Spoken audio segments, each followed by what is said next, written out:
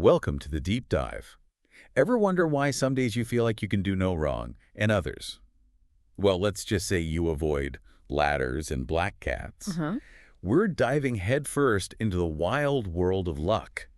From those tiny everyday coincidences to the massive life-altering events that just make you scratch your head. Exactly. And we've gathered some really fascinating ideas about luck today. We're looking at it from all angles: philosophy, psychology, even how cold, hard statistics tries to pin it down. Okay. Our mission today is to really get under the skin of what luck is, beyond just good or bad fortune. Right. We want to give you a much more, let's say, surprising and nuanced understanding of this thing we all experience. All right, let's kick things off then. Philosophy. They've been wrestling with this concept of moral luck. And it's a real curveball, isn't it? Oh, definitely. We like to think we judge people based on what they control, right? Yeah. But then luck just strolls in and messes everything up. It really does. And what's fascinating here is just how much our judgments seem to hinge on things completely outside of someone's control. Think about resultant luck. Okay. Philosopher Thomas Nagel explored this. Imagine two drivers, right, both roaring down the street driving recklessly. Yeah. One hits a pedestrian, the other just, doesn't. Pure chance. Their level of fault, the recklessness was the same. Right. But the consequences, legal, moral, everything, are dramatically different. Wow. Just because of that chance outcome. So the key insight here is our moral assessment can drastically change based purely on the result, something neither driver intended or fully controlled. That just feels wrong on a gut level, doesn't it? It does. And then there's circumstantial luck, just the sheer luck of where and when you happen to be. Like your environment. Exactly. Nagel gave this powerful example. Someone living in Nazi Germany in the 1930s might have become a collaborator simply because of their surroundings, while someone who would, say, already left Germany had a completely different moral path open to them. Their environment, something they had absolutely no say in, shaped their choices. So circumstances beyond your control pushing you one way or another? Precisely. And it goes even deeper with constitutive luck. This is the very fabric of who you are. Like your personality, talents? Yeah, your temperament, your natural talents, inclinations. These are largely determined by your genes, your upbringing factors you didn't choose. Okay, so that's baked in from the start. Right. And then there's even causal luck, which dives into the head-spinning question of free will. If every action is just a domino falling, set in motion by prior causes stretching way back, how much are we truly in charge of our choices at all? Philosophy really forces us to question this bedrock idea that we're solely responsible for every single consciously made decision. Definitely food for thought. It really makes you hesitate before you're too quick to judge someone. So, okay, the philosophers show us how much the uncontrollable plays a role, at least in how we judge things. Now, how do our minds, just as humans, actually wrap themselves around this slippery idea of luck? What does psychology say? Well, psychology tells us that luck is often more about how we think about what happens. It seems we generally approach luck in three main ways. Three ways, okay. First, some people see it as a real force, something out there that you can actually influence. So lucky charms, rituals, that kind of thing. Exactly. Hence all the rituals, the lucky socks, whatever it might be. Second, we often use luck as just a handy label for those surprising, unexpected chance events. Like finding a parking spot right outside. Right, or finding cash on the street. Wow, talk about lucky. It's our mental shorthand for something that pops up out of the blue. Okay, shorthand for surprise. What's the third way? The third is the belief in luck as an actual personal trait. Some people genuinely believe they're just inherently lucky people. Or unlucky, I guess. Or unlucky, yeah. They feel like they constantly attract bad luck. Now, what's fascinating here is the paradox. Believing you're lucky can actually create a positive feedback loop. How so? It can boost your confidence, make you feel more in control, even when things are completely random. Huh. That's a cool twist. So just thinking you're lucky can have tangible effects. It seems so. And whether we call something lucky often comes down to how significant that event feels to us personally. Right. It's less about the pure probability. That perfect parking spot feels incredibly lucky in the moment, even though statistically it's probably not that improbable on any given day. Okay, so psychology looks at it as a mindset, a belief system, how we interpret things. But then the number crunchers step in, the statisticians. How do they try to make sense of this seemingly irrational concept? Well, for statistics, it really boils down to the difference between chance and luck. Chance versus luck. It Okay. is the underlying randomness of the universe, the 50-50 of a coin flip. It just is. Right. Impersonal. Exactly. Luck, then, is when that random chance event becomes personal and carries significant weight, good or bad, specifically for you. So, a single coin toss is just chance. Mm-hmm. But maybe winning 10 heads in a row starts to feel, well, lucky. Or unlucky if you bet on tails. Exactly. Luck is often seen as a big, noticeable deviation from what you'd statistically expect. Winning the lottery is the classic example, right? The ultimate example. The odds are absolutely astronomical, so when someone actually hits the jackpot, it's such a huge, statistically improbable event that we immediately tag it as luck. It's chance hitting you like, well, a lightning bolt. And even knowing the odds are independent each time, we still fall for things like the gambler's fallacy. Thinking, okay, I've had a run of bad luck, so good luck has to be just around the corner now. That's a perfect example of our intuition about randomness just going completely haywire. Past independent random events have absolutely no bearing on future independent random events. The dice have no memory. Exactly. The coin doesn't care. The roulette wheel doesn't care. Right. Okay. So we're getting these different perspectives, philosophical, psychological, statistical. Yeah. But it's also super obvious that how people think about and interact with luck varies wildly across different cultures, doesn't it? Oh, massively. Superstitions are basically a global testament to this human fascination with luck and our attempts to maybe nudge it in our favor. Yeah. Think about it. A four-leaf clover is lucky in many Western cultures, but in China, the number 8 is considered incredibly lucky. Why 8? Because its pronunciation sounds a lot like the word for wealth or prosper. Oh, okay. Then on the flip side, you have unlucky numbers, like 13, often seen as unlucky in the West. Friday the 13th. Right. While in East Asia, the number 4 is often avoided like the plague. Why 4? Because it sounds very similar to the word for death. Ooh, okay. Definitely want to avoid that one. I bet. And it's amazing how specific these beliefs and rituals can be, knocking on wood for good luck. Avoiding stepping on cracks. The Spanish tradition of gobbling down 12 grapes at midnight on New Year's Eve for good luck in the coming year. 12 grapes. That's specific. One for each month. Or the evil eye charms you see all over the Mediterranean and Middle East, meant to ward off bad luck caused by envious glares. Wow. What's really interesting is that many of these superstitions, while they might seem totally arbitrary to outsiders, often have some kind of internal cultural logic. Like the number pronunciations. Yeah, a pun, maybe a historical event, a symbolic connection. They represent a kind of folk wisdom, maybe a way for people to feel like they have some small measure of control in a world that can often feel chaotic and unpredictable. A way to manage uncertainty. Exactly. And these localized beliefs often intersect with broader religious frameworks that offer even more encompassing explanations for why things happen. Right, because it's not just about lucky rabbit's feet or avoiding ladders. Religion often steps in with its own ways of explaining why things happen, often going beyond just random chance or simple superstition. Exactly. Many major religious traditions offer more comprehensive frameworks for understanding fortune and misfortune. In Buddhism, for instance, you have karma. Right, actions and consequences. The idea that your actions, positive or negative, create consequences that will eventually ripen and come back to you in this life or future lives. It's a moral cause and effect system. So less random luck, more cosmic justice. In a way, yes. Then in Christianity and Judaism, you often find concepts like divine will or God's sovereignty, the idea that events unfold according to a divine plan, even if it's mysterious to humans. A higher purpose behind things. Potentially, yes. Hinduism has the concept of Purushartha, which is interesting because it emphasizes human effort and goals alongside destiny or fate. It's not entirely passive. So effort matters too. And in Islam, there's Qadar, the concept of divine decree or predestination, the belief that God has knowledge of and ordains all things. So across the board, these systems offer meaning, right? They often attribute events not just to randomness, but to moral factors or divine intentions. Precisely. Though in practice, you often see a blend. People might hold strong religious beliefs about providence or karma, but still, carry a lucky charm or avoid walking under that ladder. The folk beliefs stick around. They often coexist quite comfortably. It speaks to that deep human need for explanation and maybe a little bit of perceived control. Okay, so we've looked at these big cultural and philosophical ideas, but let's bring it down to the personal level. Why do some people just seem to attract good fortune more often? Is there actually such a thing as a lucky personality? This is where the research of psychologist Richard Wiseman gets really interesting. He's done some fascinating studies looking specifically at people who consistently describe themselves as either lucky or unlucky. And what did he find? Are lucky people different?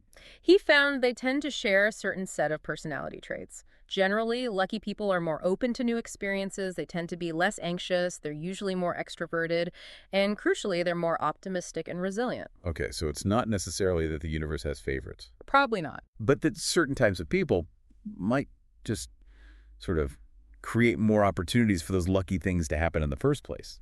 That seems to be a key insight from his work. Think about it. Someone who's open to trying new things is just statistically more likely to stumble upon unexpected opportunities, right? Makes sense. Someone who's less anxious might be more willing to take a calculated risk or a leap of faith that leads to a positive outcome. Yeah. Extroverts, they naturally have more social interactions, which can open all sorts of doors, new jobs, relationships, ideas. More connections, more chances. Exactly. And optimism helps people keep going even when things get tough. They don't give up as easily, which ultimately increases their chances of eventual success. And that resilience factor you mentioned seems huge too. It's about not letting setbacks completely derail you, being able to bounce back and keep trying. Absolutely crucial. Wiseman's research even demonstrated this quite cleverly, that lucky people are literally better at noticing unexpected opportunities. How did he show that? He did this brilliant experiment. He gave both self-described lucky and unlucky people a newspaper and asked them to count the photographs inside. Simple task. Okay. But hidden in the newspaper, usually on the second page, was a large message saying something like, "Stop counting, there are 43 photographs in this newspaper." A shortcut. A massive shortcut. And often, further in, another message said, "Stop counting, tell the experimenter you have seen this, and win 250 pounds. Get out. Really? Yes. The unlucky people, typically more anxious and focused narrowly on the task of counting, completely missed these messages. They were too busy counting the photos. Exactly. The lucky people, with their more relaxed, open approach to the task and life in general, were significantly more likely to spot these unexpected bonuses. That's incredible. It's a fantastic illustration of how your mindset, your way of approaching things, can literally change what you see and what opportunities you stumble across. Right. It's less about some magical external force blessing you and more about how you engage with the world around you. Are you open? Are you relaxed enough to notice things off the beaten path? Amazing. So it's partly personality, partly how we interact with the world. Exactly. And tied into that are our own built-in thinking errors. Our cognitive biases play a big role in reinforcing these beliefs about being lucky or unlucky. Ah, yes. The mental potholes we all fall into. How do those biases skew our perception of luck? Well, take confirmation bias. This makes us naturally focus on information that confirms what we already believe. So if I think I'm unlucky, You'll tend to notice and remember all the bad things that happen, the parking ticket, the spilled coffee, and you'll kind of mentally filter out or downplay the neutral or good things, like finding that $5 bill. gotcha. What else? Hindsight bias makes past lucky events seem like they were inevitable all along. Oh, of course that investment paid off. I knew it would, even if it was a total gamble at the time. Makes us feel smarter than we were. Definitely. Then you've got the classic self-serving bias. We tend to take personal credit for our successes. My skill led to that promotion, but blame our failures on external factors, often bad luck. The interviewer just didn't like me, unlucky. Right, protect the ego. Exactly. And the illusion of control makes us think we have more influence over random events than we actually do. Like wearing your lucky socks for the big game or an important meeting. Precisely. Or blowing on the dice. We know logically it doesn't work, but it feels like we're doing something. And what about the just world hypothesis? Ah, that's a deep one. It's this underlying, often unconscious desire to believe that the world is fundamentally fair, that good things happen to good people and bad things to bad people. So how does that relate to luck? It can lead us to assume that lucky people somehow deserve their good fortune. Maybe they worked harder, maybe they're just better people, and conversely, that unlucky people might somehow be responsible for their misfortunes. It helps us make sense of randomness, even if it's not actually fair. Wow. So all these biases work together. They create these self-reinforcing cycles. If you believe you're lucky, you notice lucky things. confirmation bias. You attribute good outcomes to yourself, self-serving bias. You feel more in control, illusion of control. And these things solidify your belief. So it becomes a bit of a self-fulfilling prophecy in our minds, reinforcing itself. Exactly. And importantly, that core belief itself, whether you see yourself as lucky or unlucky, has real-world consequences. It correlates with things like optimism, overall well-being, life satisfaction, and confidence. And flip side. Believing you're unlucky is often linked to more negative emotions, anxiety, and lower expectations. Okay, this is all incredibly illuminating. If so much of our experience of luck is tied to our mindset, our biases, how we behave, does that mean we can actually boost our own luck? Can we intentionally create more of those serendipitous moments? Richard Wiseman absolutely believes we can. Based on his research with lucky and unlucky people, he developed what he called luck school principles, practical ways to cultivate more luck. Luck school. I like it. What are the principles? He outlines 4 key areas. First, maximize chance opportunities. Okay, how do you do that? This means actively seeking out new experiences, being more sociable, deliberately shaking up your routine so you encounter more possibilities, more randomness, more people.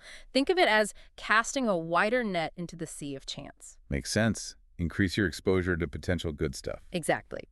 The second principle is listen to lucky hunches. Learn to pay attention to and trust your intuition, those gut feelings.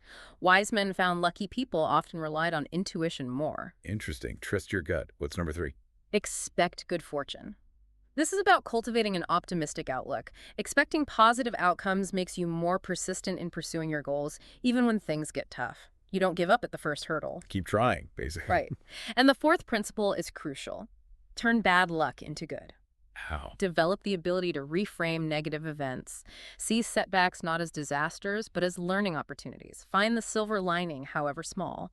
Lucky people are better at bouncing back and not dwelling on the negative. So it's about perspective and resilience again. Absolutely. It's like consciously trying to expand what some people call your luck surface area. Luck surface area. Explain that. It's the idea that the amount of serendipity or good luck you experience is directly proportional to the degree to which you do something, combined with the number of people you connect with about it.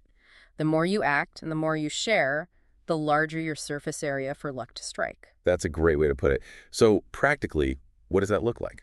Well, things like sharing your work, your ideas, even your struggles can lead to unexpected help or collaborations. Actively connecting people in your network can spark new opportunities, sometimes for you indirectly. Pay it forward. Kinda, yeah. Embracing variety in your life, trying new hobbies, reading different things, talking to different people, exposes you to new ideas and perspectives. Get out of your rut. Exactly. Being proactive and approachable makes you more likely to be included in things. Nurturing your relationships builds a support system that can absolutely help you in good times and bad. That's a form of luck insurance, almost. And even basic stuff. Even taking care of your physical and mental health puts you in a better position, more energy, clearer thinking to actually seize opportunities when they arise. So it's about creating the conditions for luck. Yes, and that resilience we talked about earlier is absolutely key here. Being able to pick yourself up, dust yourself off, and keep going after the inevitable stumbles or bad luck moments. It really comes back to mindset and action. It does. It's about accepting that randomness is part of the game, but focusing intensely on what you can control. Your preparation, your attitude, your openness, your actions. As the famous saying attributed to Louis Pasteur goes, chance favors the prepared mind. Love that. You can't control when a lucky break might come. Nope. But you can make sure you're ready, alert, and positioned to capitalize on it when it does. That's the essence of it. Of course, sometimes you hear those absolutely mind-boggling stories of luck, both unbelievably good and devastatingly bad, that just seem to defy all explanation, defy all this preparation stuff. Oh, yeah. These are the stories that become almost legendary, the outliers that really stick with you because they're so extreme. Like who? Think of Frane Selak, the Croatian music teacher. The guy reportedly survived a train derailing into a freezing river, falling out of a plane door and landing in a haystack, a bus crash, his car catching fire multiple times, being hit by a bus. Seriously, that's insane. It sounds unbelievable. And then, after surviving all that apparent misfortune, he wins the lottery later in life. You didn't make it up. Or Joan Ginther, the woman from Texas who won multi-million-dollar lottery prizes 4 separate times. 4 times. How is that even possible statistically? Well, statisticians scratched their heads. Some suspected she, having a PhD in statistics from Stanford, might have figured something out about where winning scratch-off tickets were distributed, but it's still astronomically improbable. Wow. And then there are business legends. Right, like the story, perhaps slightly embellished over time, that FedEx was saved from bankruptcy in its very early days when its founder, Fred Smith, took the company's last $5,000, went to Vegas, and won $27,000 at blackjack to cover the fuel bill. A make-or-break gamble. Talk about high-stakes luck. And then on the other side, you have these incredible tales of survival against all odds, which is a different kind of luck, maybe. Absolutely. Like Aaron Ralston, the hiker pinned by a boulder who had to amputate his own arm to survive. Harrowing. Or Douglas Mawson, the Antarctic explorer who survived an unbelievably grueling solo trek after his companions died, dealing with starvation, illness, falling into crevasses. Just pure grit and maybe some element of luck to make it through. These stories really underscore the unpredictable and sometimes brutal nature of chance, don't they? They absolutely do. And then you have the strange paradox of something like winning the lottery. It's seen as the ultimate symbol of good luck. Right. The dream for many people. Yet you hear so many stories of big lottery winners whose lives are actually ruined by the windfall relationships destroyed, addiction, bankruptcy. Jack Whitaker is a famous example. Won hundreds of millions, but his life spiraled downwards afterwards. So even peak good luck can turn sour. It just highlights the complex and often unexpected ways luck, or at least major chance events, can play out in people's lives. It's not always straightforwardly good or bad in the long run. These extreme examples, they almost become modern myths, don't they? Reinforcing this idea that luck can be this incredibly powerful, almost magical force that can just swoop in and completely change your life in an instant, for better or worse. Exactly. They grab our attention precisely because they are so far outside the realm of normal probability and everyday experience. They remind us that, yeah, sometimes wild, unpredictable things just happen. So as we wrap up this deep dive into luck, it feels like we've covered a huge amount of ground. We've seen, how statistics tries to quantify it as deviation from chance, how psychology explores our beliefs about it, our biases. Right. The mindset aspect. How culture shapes superstitions and rituals, and even how philosophy grapples with its implications for morality and free will. It's definitely way more than just being lucky or unlucky. It really is. It highlights this fundamental human drive to understand, maybe even influence the unpredictable aspects of life. We want explanations. We want a sense of agency. And our own mental shortcuts, those biases we talked about, often play a significant role in how we perceive and remember those moments of so-called luck, reinforcing our existing beliefs. They really shape our personal narrative of luck. Ultimately, then, navigating luck in our own lives seems to be about finding a balance, doesn't it? I think so. Acknowledging the role of pure chance, maybe being a bit humble when things go ridiculously well, and perhaps a little less hard on ourselves or others when they don't. Accepting that randomness exists, yeah. But at the same time, recognizing the very real impact of our own mindset, our openness, our resilience, and the actions we take. That luck surface area idea. You can't control every twist and turn, every card you're dealt. But you can absolutely cultivate a mindset of curiosity, optimism, resilience, and action. That puts you in a much better position to spot and seize opportunities when they arise, and crucially, to navigate the inevitable bumps in the road more effectively. So it's less about controlling luck itself. Which is probably impossible. And more about managing your response to luck, good or bad. Focusing on how you play the hand you're dealt, rather than trying to dictate the cards themselves. Well put. It's about preparation, meeting opportunity, and having the right attitude throughout. A truly fascinating dive into a topic we all think about, probably more than we realize. Thanks for exploring it with us. My pleasure. It's endlessly interesting. And for you listening, maybe take a moment today to think about your own beliefs about luck. How might they be shaping your experiences, what you notice, what you try? What one small change could you maybe make this week to perhaps widen that luck surface area just a little bit? Something to ponder. That's all for this deep dive. Catch you next time.